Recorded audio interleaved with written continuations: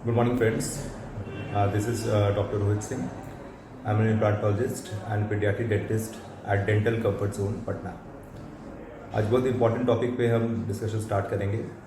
बहुत सी क्वेरीज हमारे पास आती है कि सर कन्वेंशनल इम्प्लांट्स और बेजल इम्प्लांट्स में क्या डिफरेंस होता है। इम्प्लांट्स क्या डिफरेंट टाइप्स के भी होते हैं, क्या किसी को जल्दी दांत मिल जाता है या वेटिंग पीरियड काफ़ी लंबा होता है। एक्चुअली पेशेंट्स हमारे पास इम्प्लांट के लिए नहीं आता है। पेशेंट प्रॉब्लम के सोल्यूशन के लिए आता है कि भाई मेरे मुंह में दांत नहीं है, मैं ठीक से खा नहीं पा रहा हूँ, मैं ठीक से चबा नहीं पा रहा हूँ और मुझे दांत चाहिए डॉक्टर साहब। So we give them options कि आप इम्प्लांट कराइए। Implant is what is an implant? Basically एक टाइटेनियम स्क्रू है जिसको हम बोन में प्लेस करते हैं और फिर हम वेट करते हैं कि इंटीग्रेट कर जाए, बॉडी का पार्ट बन जाए और फिर उसके ऊपर हम दांत देते हैं। ऐसे बहुत से केसेस आते हैं जिसके कारण पेशेंट्स के डेंटिस्ट प्रॉब्लम्स को सॉर्ट आउट नहीं करके straight away we jump into implants कि आज इम्प्लांट कर देते हैं, आपको दांत 2 महीने में मिल जाएगा, 3 मंथ्स में मिल जाएगा। But we have to address the main problem कि क्या पेशेंट को हम खाने लायक दांत तुरंत डिलीवर कर सकते हैं कि नहीं, क्या पेशेंट्स का प्रॉब्लम का सोल्यूशन इमीडिएट हो सकता है कि नहीं।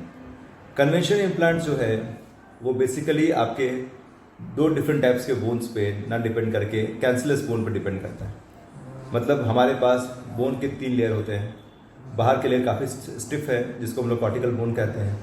Then we have a cancellous bone and then we have a cortical bone deep inside. Cortical bones सबके माउथ पे प्रेजेंट हैं। कॉर्टिकल बोन्स की सबसे बड़ी एडवांटेज ये होती है कि ये इन्फेक्शन फ्री है, वेरी रिजिड है, वेरी हार्ड है। सो कन्वेंशनल इम्प्लांट्स में जब हम इम्प्लांट को कैंसरलेस बोन में, ऐसे बोन में जो थोड़े से सॉफ्ट हैं, उसमें प्लेस करते हैं तो उसका कॉन्सेप्ट ऑफ इंटीग्रेशन बहुत इंपॉर्टेंट हो जाता है। मतलब आपने इम्प्लांट को प्लेस कर दिया बोन में and then you have to wait for 2 to 3 months कि वो बोन और इम्प्लांट के बीच में कॉन्टैक्ट डेवलप हो जाए, इतना स्ट्रॉन्ग हो जाए कि वो उस लोड को बेयर कर सके। दैट्स वाई हम पेशेंट को the quality of bone we give an option कि आपका बोन की क्वालिटी थोड़ी पुअर है तो वेटिंग पीरियड थोड़ा लंबा हो जाएगा। बोन की क्वालिटी अगर थोड़ी ठीक है तो वेटिंग पीरियड फिर वेटिंग पीरियड 2 से 3 months रहेगा। बट कुछ केसेस ऐसे आते हैं जहां बोन होता ही नहीं है, जैसे हमारे पीछे वाले ऊपर के जो हिस्से हैं जहां बोन दांत निकल जाने के बाद बहुत बोन तेज़ी से लॉस होता है। वहाँ पेशेंट को हमें और भी डिफरेंट प्रोसीजर के बारे में बताना होता है कि आप बोन ऑगमेंटेशन करिए, कहने मतलब कि आप कृत्रिम हड्डी लगवाइए, साइनस लिफ्ट जैसे कॉम्प्लिकेटेड प्रोसीजर करिए। उससे 2 प्रॉब्लम है। एक तो कॉस्ट ऑफ ट्रीटमेंट काफ़ी हाई हो जाता है, नंबर 1। वेटिंग पीरियड काफ़ी लंबा हो जाता है और कुछ हद तक ये प्रेडिक्टेबल भी नहीं है। सपोज पेशेंट का दांत क्यों लॉस हुआ, हो सकता है कि पेशेंट में हाई डायबिटिक केस है, पेशेंट का ओरल हाइजीन स्टेटस अच्छा मेंटेन नहीं किया हुआ है। इन डैट केसेस में इम्प्लांट्स भी फेल हो सकता है, इम्प्लांट की फेलियर के चांसेस भी काफ़ी बढ़ सकते हैं। बट इन कॉर्टिकल इम्प्लांट्स में, बेजल इम्प्लांट्स में हम उन बोन को एड्रेस करते हैं जो मोस्टली इन्फेक्शन फ्री साइट है। हमारे कुछ बोन्स जैसे हमारे टेरिगॉइड बोन्स, ज़ाइगोमेटिक बोन्स, नीचे वाले मैंडिबल के जो कॉर्टिकल बोन्स हैं, दीज आर बोन जो इन्फेक्शन प्रॉन नहीं होते हैं और जिनमें हमें हाई स्टेबिलिटी मिलती है, तो हम पेशेंट को इमीडिएट दांत लगा सकते हैं। So concept of osteo integration जो कन्वेंशनल इम्प्लांट्स में बहुत कॉमन है, it has not shifted to osteo fixation, मतलब बोन में उसको फिक्स करना और उसको लोड दे देना। Just like same principle we applied in the case of knee replacements and all that. Patients को हम लोग, डॉक्टर कहता है वहाँ पे कि आप नी रिप्लेसमेंट कराइए, आप सर्जरी कराइए और अगले दिन से आप चल सकते हैं। It's a science, it's not a miracle, it's a science.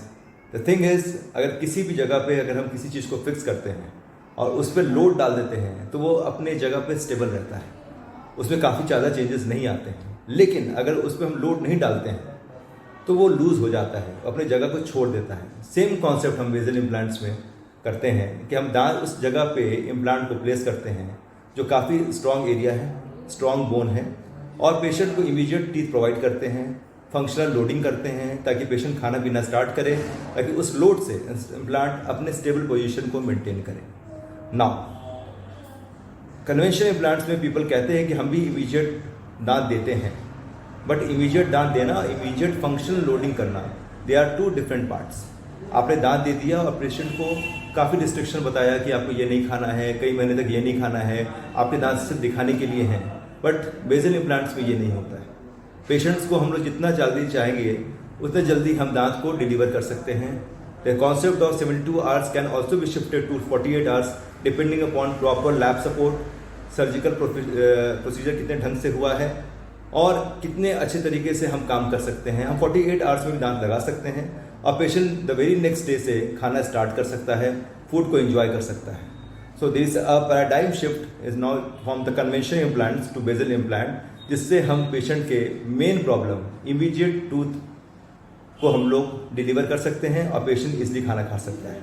अगर आपको बेसल इम्प्लांट्स या कन्वेंशनल इम्प्लांट्स को लेकर कोई भी कन्फ्यूजन है, आप उस पर फर्दर इन्फॉर्मेशन चाहते हैं, क्या मैं उसके लिए एलिजिबल हूँ कि नहीं, तो आप डेंटल कंफर्ट जोन में कॉन्टैक्ट कर सकते हैं फॉर फ्री कंसल्टेशंस।